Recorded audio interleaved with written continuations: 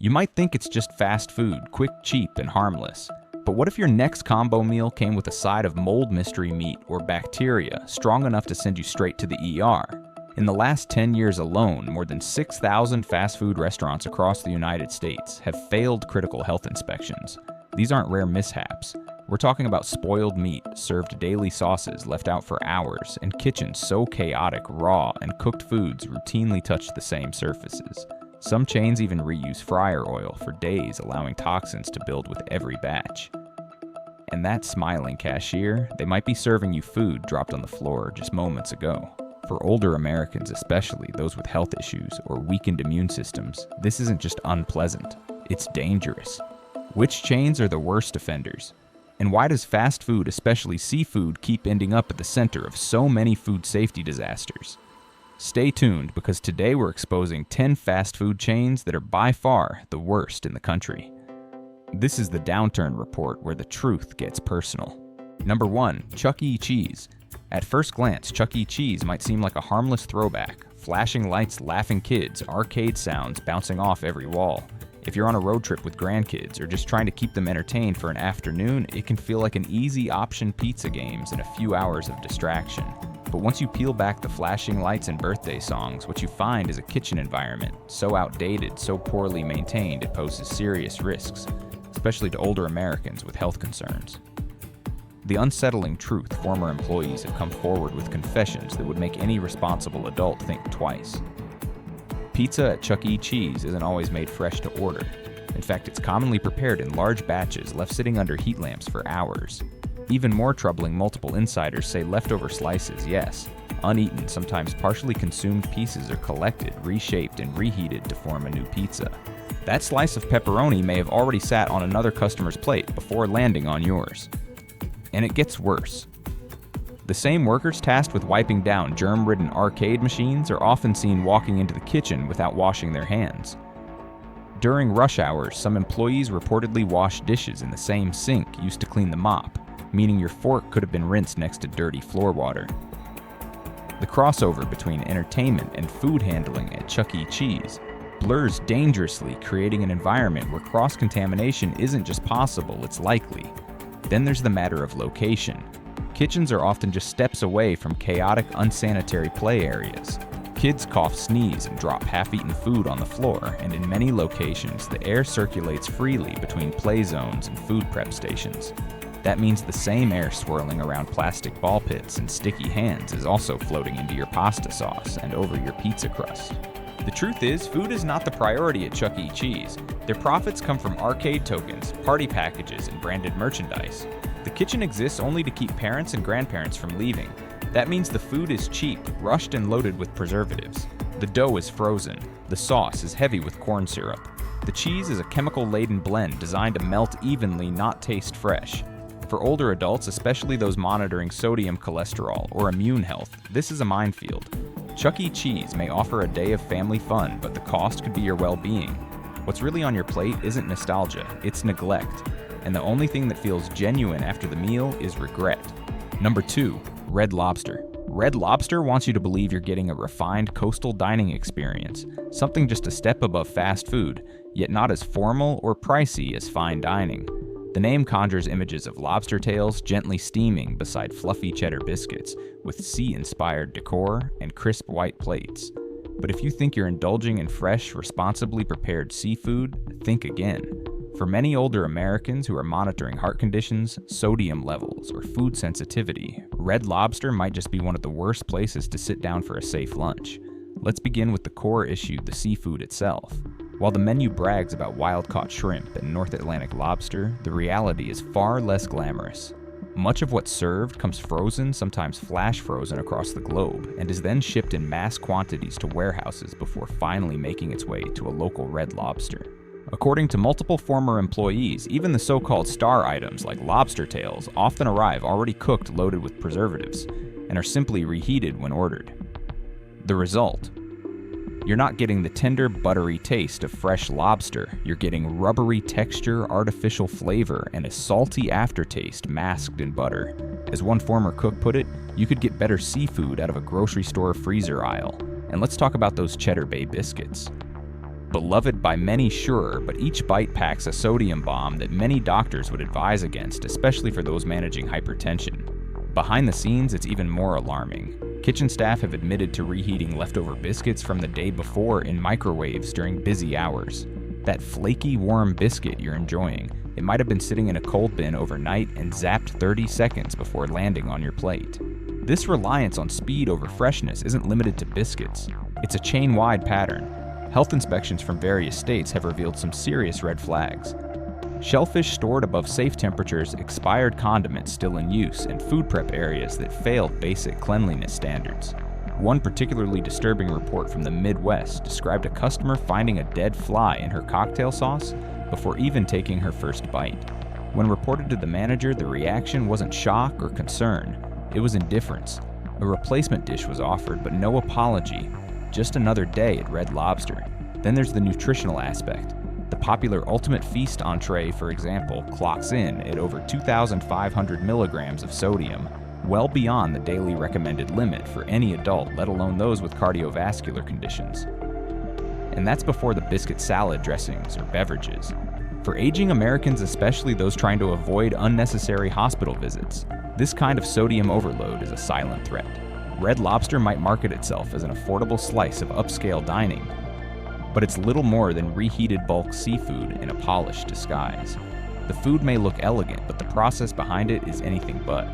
In truth, you're not enjoying a coastal catch. You're gambling with your health in a corporate kitchen designed more for efficiency than safety or flavor. And when the stakes are your blood pressure, heart health, or immune resilience, that is not a risk you should ever have to take. Number 3. TGI Fridays. TGI Fridays has all the markings of a fun, upbeat lunch spot. The music is lively, the decor feels familiar, and the menu is bursting with items that sound bold, flavorful, and comforting. It's the kind of place where you might expect to kick back with friends or family over a sizzling plate of fajitas or a towering burger stacked with crispy onion rings. But behind the charm and cheerful atmosphere lies a kitchen operation that's more about shortcuts than substance, more microwave than meal. The truth, most of what you see coming out of the kitchen at TGI Fridays isn't made fresh. In fact, it's not even really cooked in the traditional sense. According to multiple former employees, nearly all entrees arrive at the restaurant pre-cooked and vacuum-sealed in plastic. The kitchen staff, many of whom are not formally trained chefs, are instructed to slice open these pouches, pour the contents onto plates, and reheat them using microwaves or steamers. The infamous sizzling fajita platter. It's typically cold meat, nuked in a microwave and tossed onto a preheated iron skillet. It hisses when it hits the table, but it's more theater than taste. The illusion is loud. The food, often bland rubbery or over-salted. And speaking of salt, this place is drowning in it. A single appetizer like the loaded potato skins contains nearly 2,200 milligrams of sodium, close to your entire daily limit, especially for older adults monitoring blood pressure. And that's before you dip it in ranch. But don't expect real buttermilk ranch either. It's often a powder mix, just add water, artificial flavoring, and a promise that it'll taste close enough. The Alfredo sauce. Same story, a powdered base mixed with cream and water stirred into something white and passable. It's not cuisine, it's chemistry in disguise. Hygiene isn't faring much better.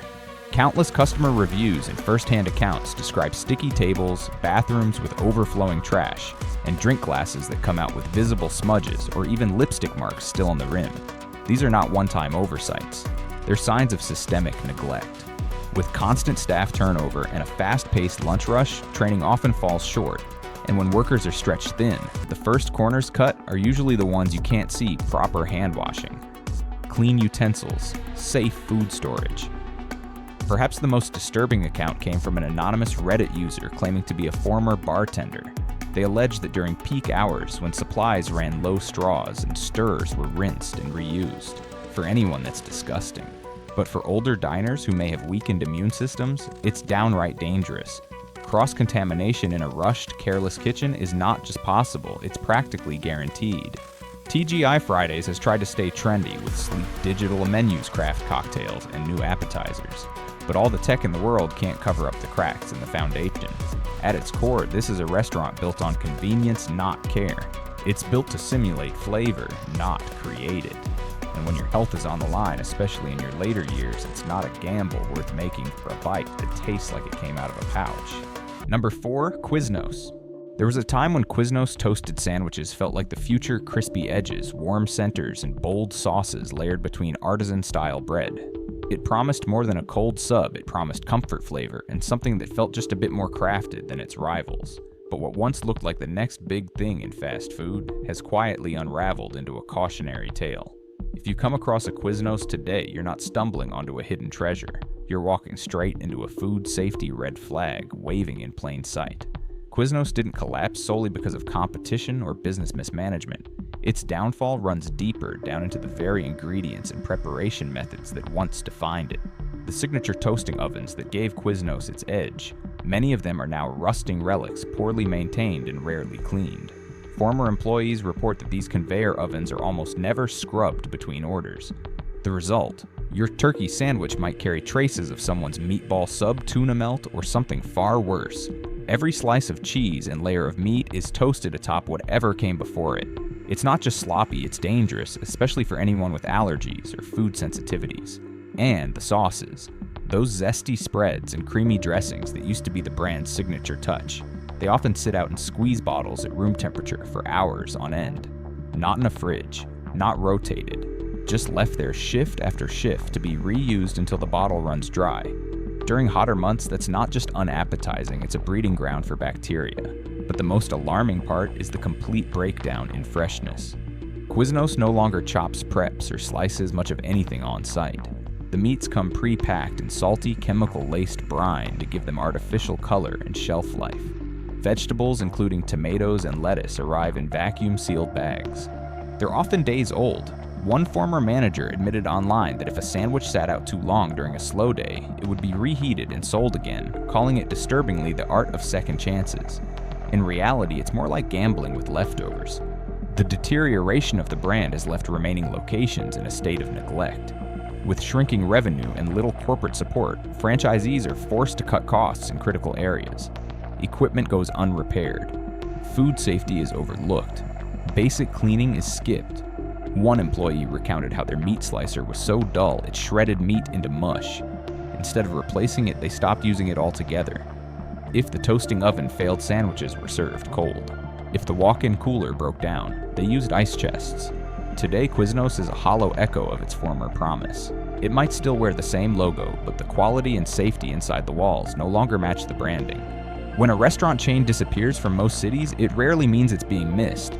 It usually means people have learned to stay away. Quiznos isn't a nostalgic comeback, it's a warning wrapped in wax paper. And for older diners, especially those watching their health, it's not worth the risk. Number 5, Subway. On the surface, Subway appears to be the smarter, cleaner choice for a quick bite, especially for older Americans trying to avoid greasy fast food and over-processed meals. You see your sandwich built step by step. You choose the bread, the meat, the vegetables. It gives the illusion of control, freshness, and transparency. But that sense of safety, it's carefully staged. Because when you peel back the layers, Subway isn't the health-conscious haven it claims to be.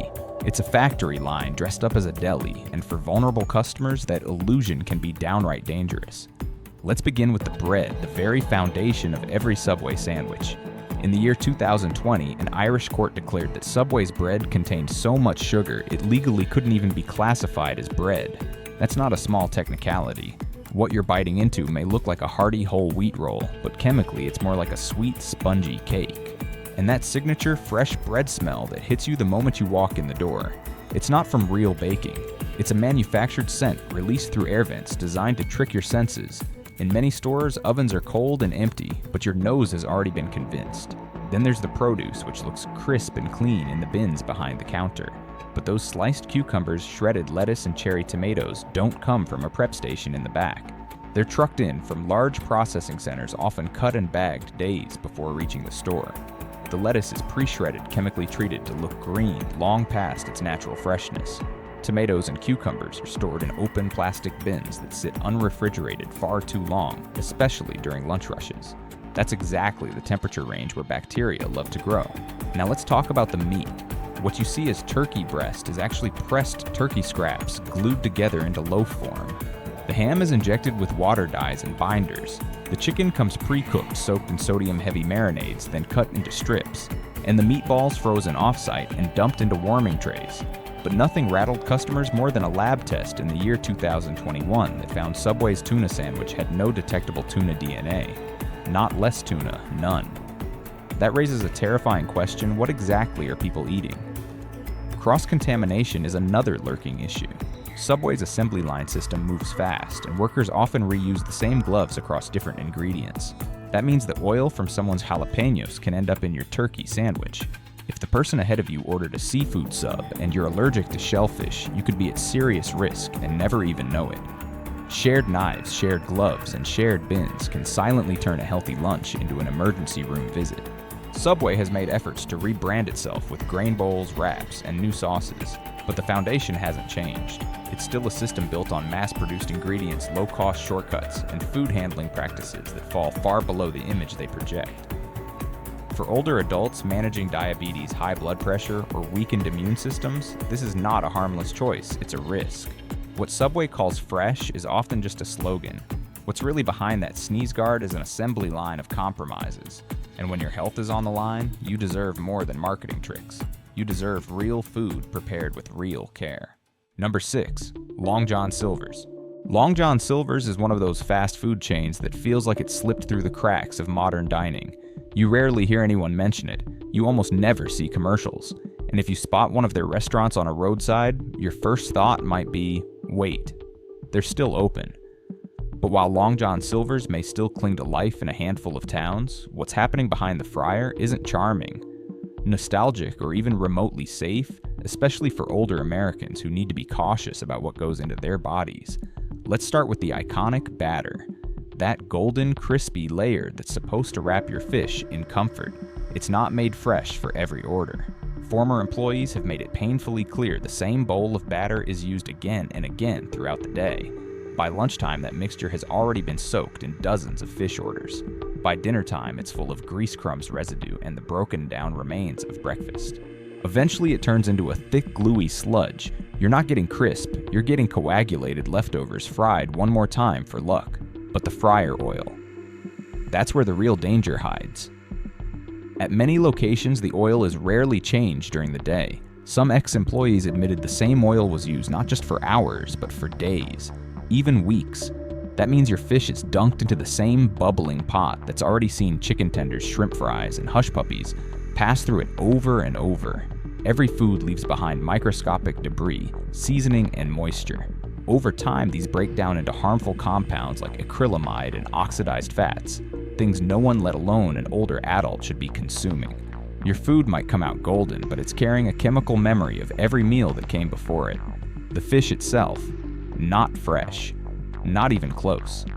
Most fillets arrive frozen, pre-breaded, and pre-processed from industrial suppliers. They're tossed straight from the freezer into the fryer sometimes while still icy. What lands on your plate may look crunchy, but it's more of a costume than actual seafood. Any texture or flavor you experience is coming from the oil bath, not from the fish itself. Even the side dishes fall apart under scrutiny. Take the coleslaw, for instance. It doesn't come from fresh cabbage chopped on site. It arrives in sealed plastic tubs, already mixed, already sugared, and often stored in the same refrigerators as raw seafood. One former manager admitted they served it until the smell turned sour. If it still looks white and doesn't stink too bad, we keep scooping, they said. That's not quality control, that's culinary roulette. Long John Silver's loves to call itself affordable seafood for everyday folks, but what it's really serving is a warning wrapped in wax paper. For older diners, especially those watching sodium intake, managing cholesterol, or dealing with immune concerns, this isn't just unhealthy, it's reckless. Every bite is a question mark. What's in the batter? How old is the oil? When was the fish frozen? If your lunch needs to come with a list of disclaimers, it's time to reconsider what you're feeding your body. And the truth is, you'd probably be safer opening a can of tuna at home than playing the deep-fried guessing game that Long John Silver's has become. Number 7. Golden Corral. Step into Golden Corral, and at first glance it feels like a paradise for the hungry. Endless trays of food, steam rising from pans of carved meats, buttery rolls, stacked high mashed potatoes dripping with gravy, a sizzling grill in the corner, And towering above it all, that glistening chocolate fountain seducing kids and adults alike with its rich, flowing sweetness. But look just beyond the sneeze guard, and what you'll find isn't generosity, it's danger disguised as comfort. For older Americans in particular, what appears to be an affordable feast could very well turn into a health crisis waiting to happen. The promise of all you can eat comes at a price, and it's not just printed on the menu. It's paid in the form of poor food safety standards, unsanitary practices, and frightening cost-cutting that puts customers at real risk. According to multiple former employees, what happens behind the buffet line is not just disappointing, it's disturbing. In one now viral video, raw meat was filmed sitting out uncovered for hours at a time. Another video showed children coughing and sneezing directly onto buffet trays with no staff intervention. Utensils are reused by customer after customer. That mashed potato ladle, it's probably been handled by 10 pairs of unwashed hands before it lands in yours. Even more unsettling is the way Golden Corral handles food that looks tired. Instead of throwing it out or refreshing it, workers are often told to simply stir it. That's right, just stir. It was the solution for visibly old food, according to a former staff member. A crusty top layer on mac and cheese doesn't mean it's replaced, it's just folded in. What you see as a creamy serving of potatoes might actually be the same batch from hours ago, camouflaged through a quick swirl. And what about the beloved chocolate fountain? That swirling pool of sweetness is not as innocent as it appears. Corporate policy might require it to be cleaned daily, but many past workers have revealed that in reality, it's sometimes left to run for several days without being drained or sanitized. One former employee captured footage of a child dipping their fingers into the chocolate, licking them and dipping again, while a staff member stood by in silence. The fountain becomes a germ bath where bacteria thrive and nobody seems to notice. It doesn't end there. In one shocking incident that sparked national outrage, a Golden Corral employee filmed trays of raw meat being stored outside by a dumpster because the refrigerator was too full. Corporate's excuse, a training issue. But no amount of training makes it okay to store raw beef next to garbage. That's not a mistake, it's neglect. Golden Corral's business model is built on volume. Unlimited servings at a low price means they need to stretch every ingredient as far as possible. That often results in the use of the cheapest meats, the longest shelf-life vegetables, and reheated sides that should have been tossed. For older diners, especially those with weakened immune systems, food sensitivities, or chronic health concerns, this model isn't just problematic, it's potentially harmful. The food might look hot, the choices might seem endless, but what you don't see is the price paid behind the scenes. When a restaurant favors quantity over safety, when it disguises old food as fresh and recycles chocolate like dishwater, you're not getting a good deal. You're taking a serious risk. And for those who can't afford to gamble with their health, Golden Corral's buffet isn't a blessing. It's a buffet of invisible hazards. Number 8. Waffle House. Waffle House holds a strange kind of status in American culture, part diner, part disaster barometer. Down south, it's a symbol of survival. If the Waffle House stays open through a hurricane, locals take comfort. If it closes well, that's when you know things are truly bad. The chain has earned a reputation for resilience, operating around the clock every day of the year through storms, holidays, even blackouts. But behind that legendary reliability lies a far less comforting reality, one where food safety, sanitation, and quality are often sacrificed in the name of speed and convenience.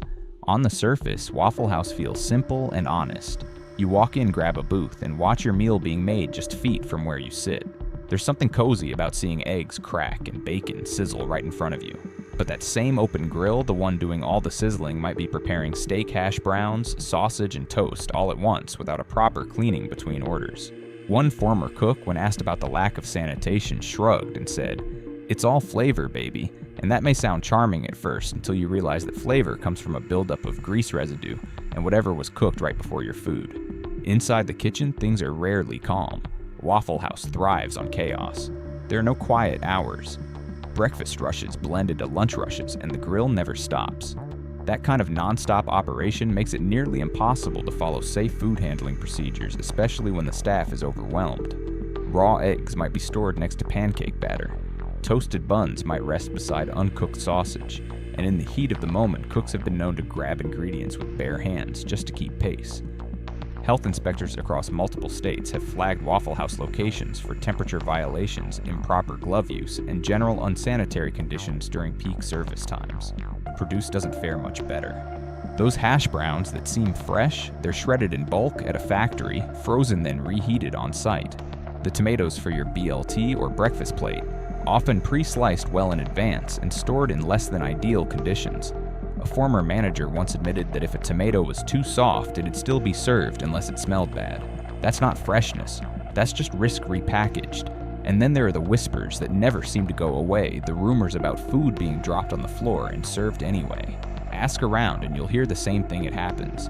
Not every time, not everywhere, but often enough to make it part of Waffle House legend.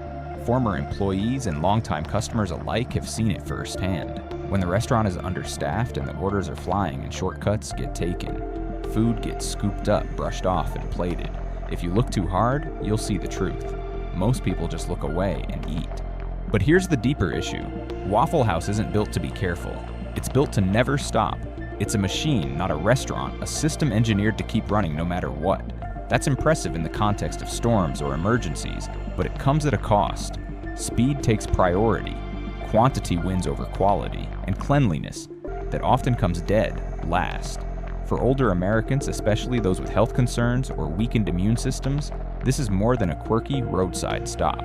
It's a calculated risk, because when a restaurant is designed to survive chaos, your meal may come with more than syrup and eggs.